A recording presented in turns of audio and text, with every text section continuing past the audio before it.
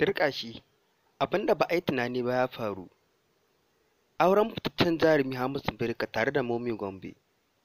To masu sauraron mu, wannan cikakken ainihin rahoto ne wanda ya faru yanzu nan. Domin ganin ainihin cikakken wannan bayanin ku biyo mu har ƙarshen wannan bidiyo. Mun gode.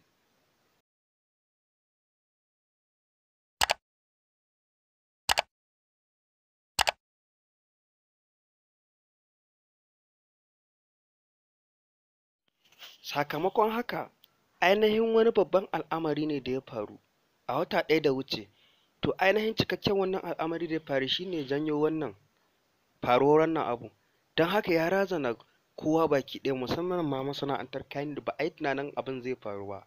To masu sauraron mu, idan ba za ku manta masu sauraron mu, fitacce jaruma a masana'antar kayan wadda ba kowa bace face mome Gombe, sun daɗe tare da Hamisu suna waƙa. To a bisani daga baya suka rabu, sai kuma suka haɗu tare da Rakiya Musa. To ainihin yadda ainihin rahoton ya zo, Rakiya Musa ta riga fara waƙa tare da Hamisu kafin mome Gombe ta zo. To a bisani idan ba za ku masu sauraron wata ɗaya da wuce, kun san abin da ya faru tsakanin Rakiya Musa tare da wannan Hamisu To wannan dalilin ne yasa ya karkato hankalinsa wajen mome Gombe, inda ya wani cikakken bidiyo yake bayyana wa duniya ainihin gaskiya al'amari. To masu sauraron mu, assalamu alaikum warahmatullahi ta'ala wa barakatuhu. Barkamu da haka, barkamu da wannan lokaci, barkamu da sake saduwa a cikin labaran Kano daga nan tashar Mini Hausa TV. Zan so da Allah idan yau ne farkon zuwan ka daure ka dangwala mana alamar subscribe da alamar ƙararrawa. Ta haka ne da zarar mun ɗora sabbin shirye-shiryen za su zo kai tsaye. Mun gode.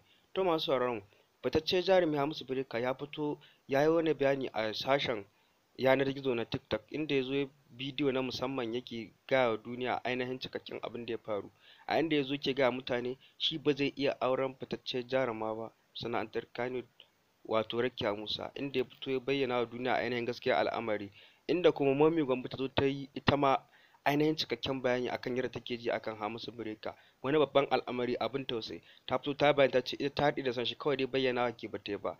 Ita Rakiya Musa mai ta ce ta nuna wadda har ta nuna wa duniya ainihin gaskiyar soyayyar take tsakaninta da Hamisu To masu sauraron mu, fitacce jaruma mome Gombe ta fito ta yi raɗi kuce akan wannan abu, a inda abin ya faru yanzu nan. To masu sauraron mu, za ku ce akan wannan abu da ya faru, shin Rakiya Musa zai aura ko kuma mome Gombe? Me ra'ayinku akan haka? Sai Allah ku yi like, ku yi comment, ku yi share domin jin ra'ayinku baki ɗaya akan wannan babban al'amari da ya faru.